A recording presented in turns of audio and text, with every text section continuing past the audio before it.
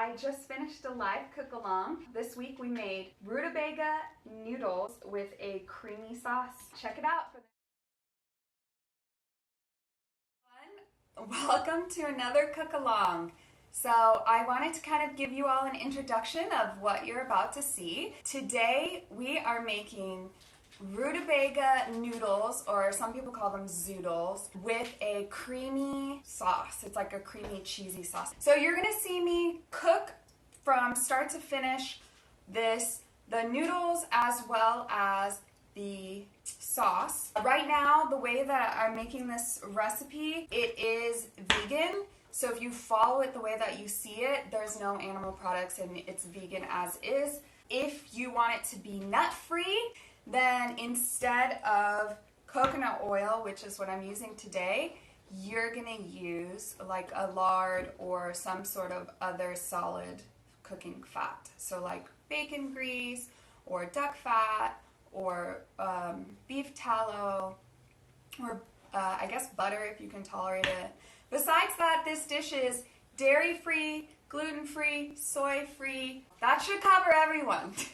So, and everyone can make this dish. So yeah, so first I wanted to go over the tools that you're gonna need for this recipe because this one does have a weird tool that you're gonna need. It's called a spiralizer or a zoodler, as some people call it. And what it is it's a contraption that you spin around your vegetable and it comes out noodly on the other end. And this is really great for people who are trying to go gluten-free or pasta-free or low carb, and they want to just keep eating like the dishes that they were making with pasta. They just want to keep making those dishes and just change one thing. And so a spiralizer is great for that because it makes almost any vegetable into a noodle. There's a Instagram profile of the people who invented the spiralizer. They show so many different ways to use this. So it's not a one-trick pony. We use this all the time in my house. I guess it is a one-trick pony, but we use it all the time in my house. So if you don't have a spiralizer,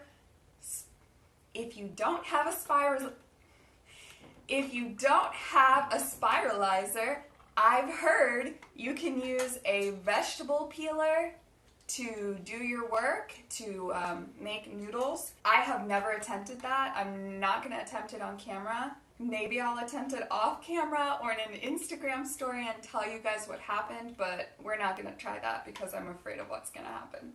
So you will need a spiralizer.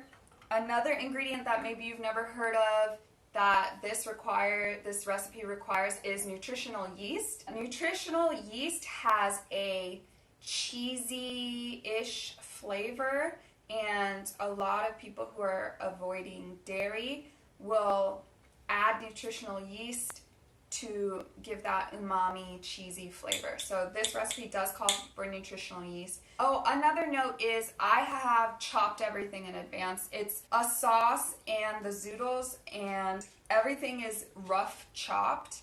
There's no fancy chopping.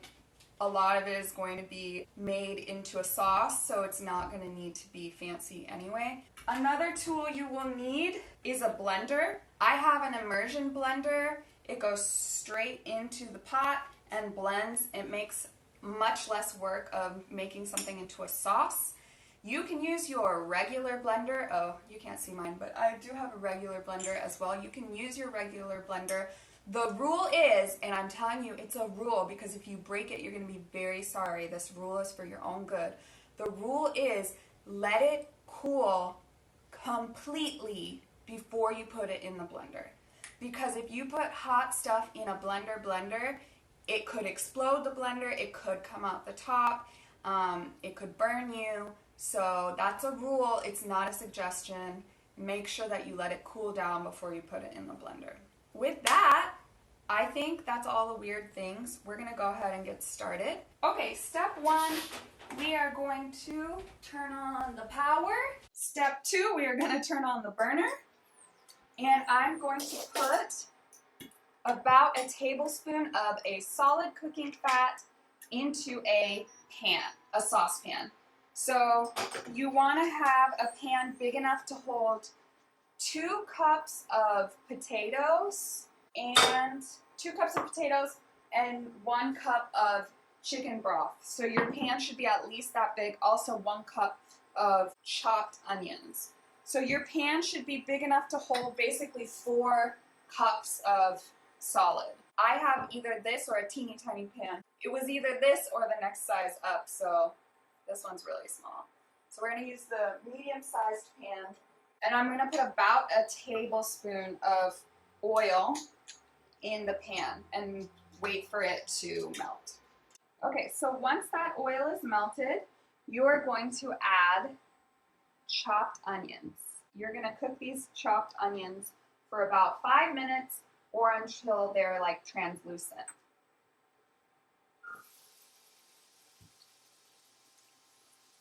So these onions were roughly chopped. There's nothing, no special cut. They weren't like diced or cubed or minced or whatever. They're just roughly chopped because we want to brown them and add that flavor to the sauce. Next thing we're going to do is set that timer. I'm putting it on medium heat, and I'm setting a 5-minute timer. We're going to put that to the side. And we're going to get started on the famous zoodles. The zoodler has like a suction cup on the bottom. Oh, the reason they're called zoodles, okay, so we're going to get into this now. The reason they're called zoodles is because the most popular noodle is a zucchini noodle. And while I'm telling you this, I'm going to start peeling the rutabagas because I do need to do that. So zucchini, here on this channel, on my profile, I talk a lot about eating with the seasons. Zucchini is a summer squash. So as you may guess by the name, summer squash, zucchinis are in season in the summer. That means that they're hard to find in the winter. They don't grow in the winter, they don't like the cold. And if you're getting zucchinis in the winter and they're not growing in your backyard, they're coming from far away. Maybe California, but probably not, to be honest. I don't know. That's a lie. I don't really know. But they're not coming from Michigan. They're not coming from Minnesota. They're not being grown in Kansas at this time of year. So, zucchinis are not in season. We probably don't need to be eating them because if they're coming to you from far away, their fruit is optimized for travel. It's not optimized for nutrition. It's optimized to be beautiful when it gets there. So, one nice thing about zoodles is that they don't just have to be zucchini. And in the winter, which is now, the kinds of vegetables that are in season are roots. And roots are available during the winter because they're below the ground. And they do really well in storage. They do well in root cellars. Some roots, like beet roots, you can literally leave in the ground all winter and just pull them when they're ready. And the same thing with carrots. So roots are a plant's way of making food for the winter. And so for humans, roots are a good food for the winter. They have a lot of carbohydrates. They have a lot of starch. They have a lot of fiber. So all the roots that we're cooking with today, both the rutabagas and the sweet potatoes, are good for your gut. They're good for fiber. They're good for your GI health. Excuse me, I have to stir this. Okay. If you're trying to cook with the seasons and eat with the seasons, which I, as a holistic coach, encourage, then root vegetables are a great zucchini alternative for the winter. So although you might hear them called zoodles, this can be a zoodle too. I just wouldn't use zucchini during the winter. So I have a fixed, oh, this is not going to be good. I'm trying to get this to stay. So here's how the zoodler works. you're gonna take the rutabaga and you're gonna put it between the spiky bit and the blade. So I have a thin spiral, you can pick whatever blade you like. And we are gonna zoodle this baby. We're gonna do it here. So basically it needs to be on a surface that is suctiony so that I can provide leverage. So here we go. So we're gonna zoodle this baby. Well, I guess I could do it. So you'll see that what comes out looks like pasta. I gotta use some different color plates here because these are washing out the white bags.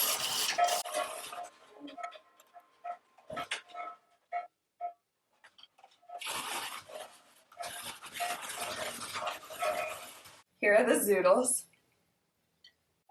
Last time I made these, I did cut them a little bit. Ooh, I burned these! No, they're not burned. They're just really brown, crispy. Okay, so we did last time we made these, cut these a little bit. If you like really long noodles, you don't have to do this, but this makes it a little bit easier to eat. Because you can see these are really long noodles. Okay, so you're gonna zoodle 2 rutabagas. I'm not gonna zoodle 2 rutabagas because you already saw that or didn't see it, and it's not gonna change if I do it again. So the next thing you're gonna do with the zoodles is you're gonna put them in the oven. Now we're not cooking these per se, we're basically just warming them so that they're warmed when we eat them. So you're gonna put your oven on 225 degrees Fahrenheit, and you're just gonna stick these in there and they're gonna warm up while we're making the rest of the dish. So I'm gonna go ahead and do that. Okay, so your onions should be browned. They're back on set. The next thing you're gonna do is you're going to add your garlic. So I've already peeled my garlic, but I haven't chopped it yet. We're putting 4 cloves of garlic in here. I'm putting more garlic because if you've watched any of my cook-alongs, you know I love garlic. So I'm actually putting 5 cloves in here. But you don't have to put 5. You can put 4 if you want. Or you can put 3 if you don't like garlic that much. Okay, so you're basically just going to put the garlic in there and stir it around just a little bit until it's fragrant. Okay? And next we're going to measure out the chicken broth because that's going in pretty soon here. Okay, we're doing 1 cup chicken broth. All right, so that's ready to go. The next thing that we're going to do is stir. And that's getting to be fragrant, so we're gonna go ahead and put in 1 cup of bone broth. And now mine is chicken bone broth. Bone broth from the bones of chicken. Chicken bone broth. Then once your bone broth is in there, you are going to put in your sweet potatoes. So you might say, Alex, those are white. Those don't look like sweet potatoes. So these are a special type of sweet potatoes that are almost white. They're kind of yellow. They're often called Hana sweet potatoes or Japanese sweet potatoes. I like them a lot. At my house, I don't cook regular potatoes because they're a nightshade and nightshades bother my husband. So we don't use regular potatoes, but we do use a lot of white sweet potatoes as replacements for potatoes.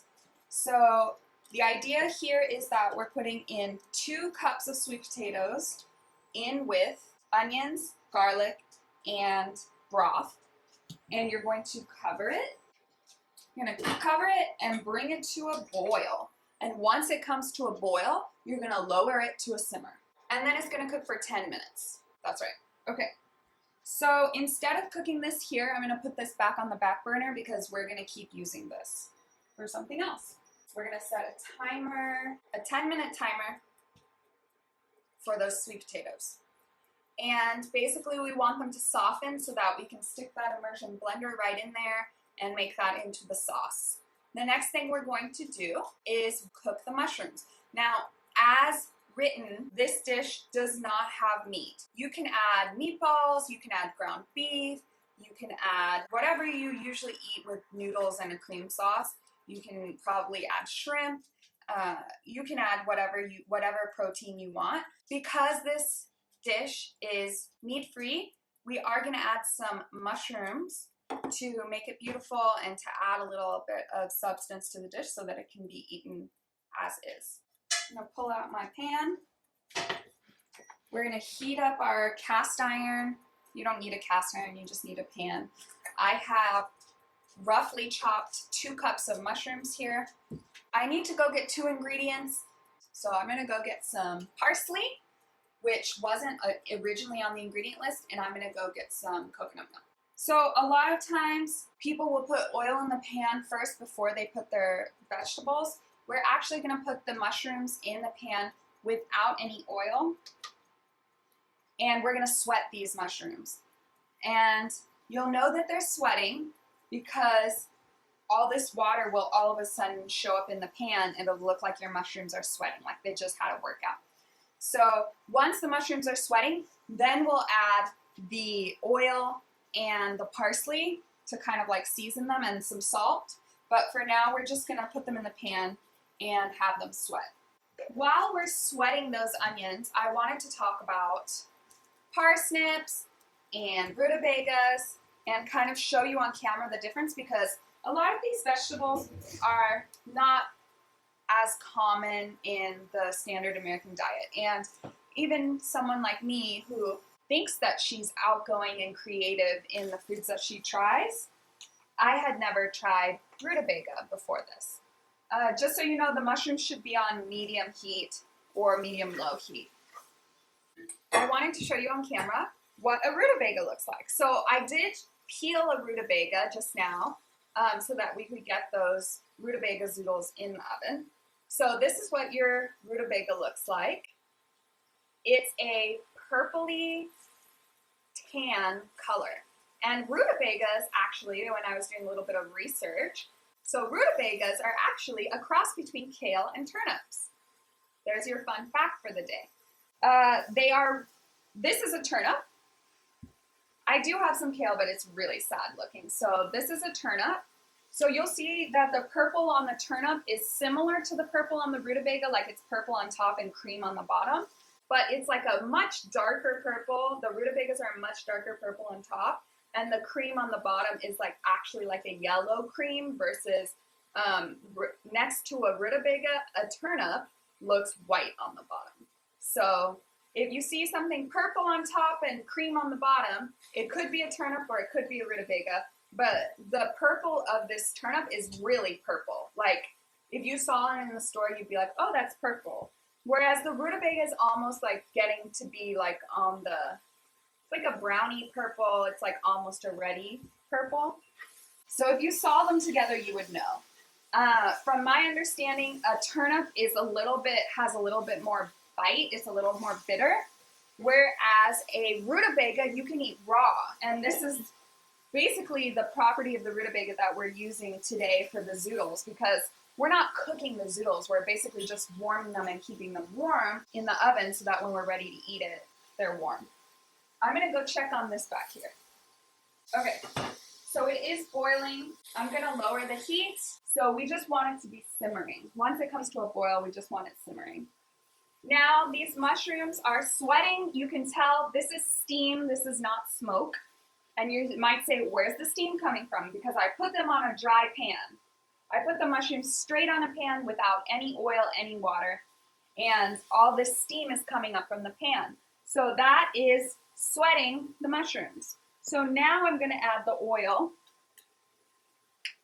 about a tablespoon of oil to these mushrooms, and I'm going to let that oil melt, and then we're going to add salt, and we'll cut some parsley, and we'll add the parsley. So I wanted to talk a little bit more about the benefits of rutabagas and also the benefits of sweet potatoes. So this is like the other half of the sweet potato that I used. I peeled it before I put it in the pan. Both of these are root vegetables, and as such, they're really high in fiber. So if you're trying to improve your gut health, your microbiome health, or if you're trying to improve the health of your bowel movements or your GI tract, you want to incorporate a lot of different types of fiber, variety, and that will nourish a variety of microorganisms in your gut. These are two different types of fibers. All of the vegetables in the rutabaga family or the cabbage family, they're all known for their cancer-fighting property, their antioxidant properties. These are also really good for your health as well. Another thing about rutabagas that I wanted to share with you is that they are an excellent source of potassium, calcium, magnesium, vitamins E, and vitamin C. When we're in the winter, a lot of times we get ill, we get sick with nasty colds, and vitamin C we know is really helpful for that. So maybe adding some more vegetables, fresh veggies into your life can help fight those nasty ickies that we get at this time of year. Now, sweet potatoes, they're high in vitamin C. They're also high in carotene. So the more red or yellow that the sweet potato is, the higher they are in carotenes. And they're also a great source of fiber as well. That's your little, how can these veggies help my health, for those of you who are maybe interested in learning like the nutrition behind why we're using these vegetables. Okay, so these mushrooms are looking really good. We're gonna add some salt, and we're gonna cut up some parsley. Notice I'm not adding a lot of seasonings or anything like that because the mushrooms themselves have a really delicious flavor, especially if you cook them low and slow. These were just white mushrooms. They weren't anything special. They're just the regular tier mushrooms that you get at the store. They're starting to look really good. I like to cook my mushrooms low and slow for a long time, but we're just gonna cook them as long as this long. Okay, and then we're gonna cut some parsley, and we're gonna add the parsley in.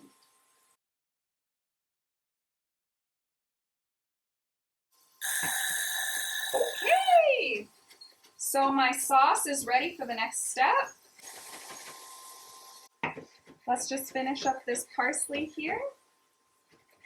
All right, okay. So I'm gonna sprinkle this parsley in with my mushrooms and stir that around a little bit. Okay, I'm gonna bring my sauce over here. I'm also gonna turn over my cutting board because I already have a burn on it and I don't wanna burn it on both sides. So here's my sauce. Hopefully you can see that.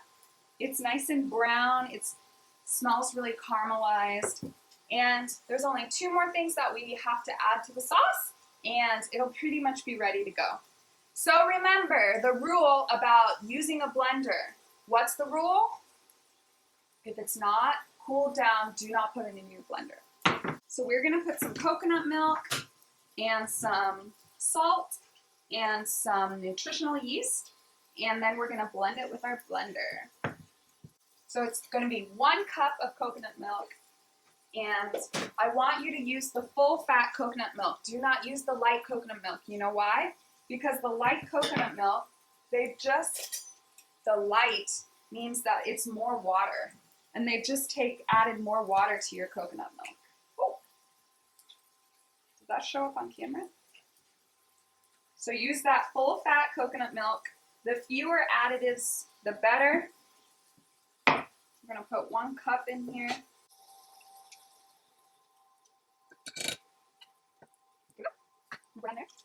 Honestly, that coconut milk should cool off your sauce pretty quickly. I'm gonna add that.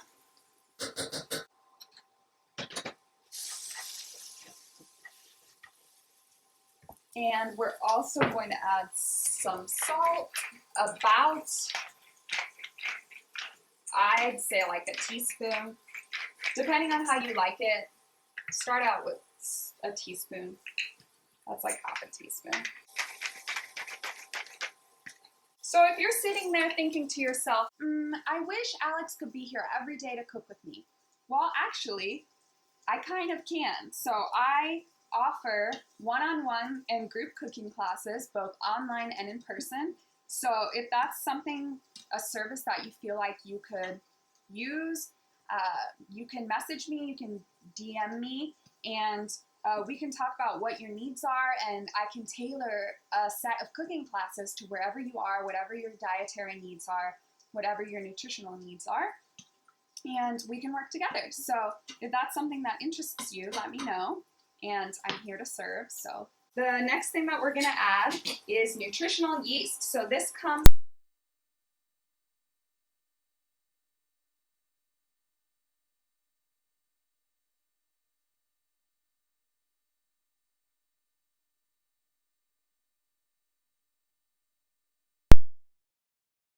You can get nutritional yeast at your health food store, Whole Foods, Sprouts. A lot of like organic grocers use it, sell it. So you should be able to find it pretty easily. If this is the first time you're using nutritional yeast, try to find like a place that sells it in bulk so you can just buy a little bit, or try to find the smallest package that you can. The reason I have this much of it is because I thought, oh yeah, I'm definitely going to use this all the time. And so I have like a whole jar of it, but you don't need this much. You only need 3 tablespoons for the recipe. I'm going to turn this off so those don't burn. I'm going to plug in my blender. So this device is called a stick blender or an immersion blender, and it just goes straight into your sauce, into your pan, into your pot, whatever, and it blends. So here we go. So you should see it start to thicken up.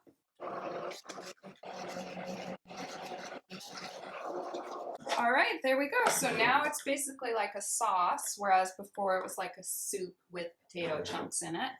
And what you want to do is taste it and make sure it's to your liking, and then adjust the spices as you like them. Basically now we're ready to plate this. I'm gonna go get a gray plate because clearly my white plate is messing up the white balance. So here are our zoodles. They were in the oven. You can see they're nice and steamy.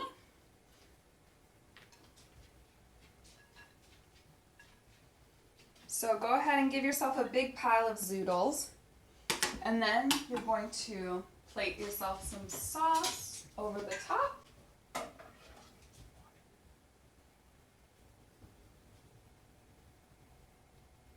Be generous with the sauce.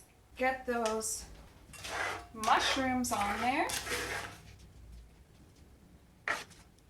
And voila, you have your rutabaga noodles with your creamy sauce, your creamy, cheesy sauce, just as promised.